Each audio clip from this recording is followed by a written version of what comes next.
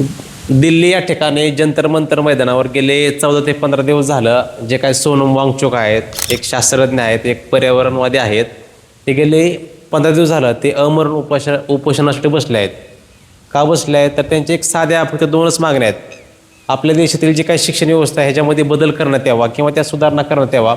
आणि दुसरी गोष्ट म्हणजे जे काही नीटचा पेपर लीक झाला त्याची जबाबदारी स्वीकारून केंद्रीय शिक्षण मंत्र्यांनी म्हणजे जे काही धर्मेंद्र प्रधान आहेत त्यांनी राजीनामा द्यावा किंवा पंतप्रधान नरेंद्र मोदी यांनी त्यांचा राजीनामा घ्यावा. या दोन त्यांच्या मागण्यासाठी ते अमरण उपोषण करत आहेत. त्या माणसाने गेले 14 ते 15 दिवस झालं त्या माणसाने म्हणजे अन्नाचा कण सुद्धा नाही खाल्ला.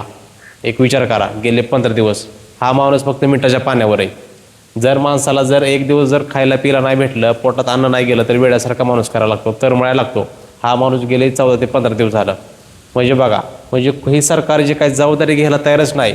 2011 साली ज्यावेळेस अण्णा हजारे अमरण उपोषणासाठी बसले होते त्यावेळेस ते त्यांनी म्हणजे 13व्या दिवशी त्यांनी त्यांचं अमरण उपोषण हे महाग घेतलं होतं. कारण त्यांच्या सरकारने त्यांच्या मागण्या मान्य केल्या होत्या. पण ह्या जे काही सरकार आहे सध्या, हे सरकार कुठली जबाबदारी घ्यायला तयार नाही किंवा जे काही सोनम वांगचुक यांचं म्हणणं काय आहे, त्यांच्या मागण्या काय हे ऐकून घ्यायला तयारच नाही किंवा लक्ष द्यायला तयारच नाही. ही सध्या आपल्या देशातील अशी व्यवस्था आहे. म्हणजे कोणी जरी काय केलं किंवा काय त्याकडे लक्ष द्यायचं नाही. सध्या आपल्या देशातील खूप म्हणजे वाईट अवस्था झाली. फक्त एक महत्त्वाची मागणी काय तर शिक्षण व्यवस्थेमध्ये बदल करण्यात यावा, तरच आपला देश पुढे जाईल. आपल्या देशातील तरुण वर्ग, तरुण पिढी ही पुढे जाईल. ह्याच मागण्या ह्या माणसाच्या.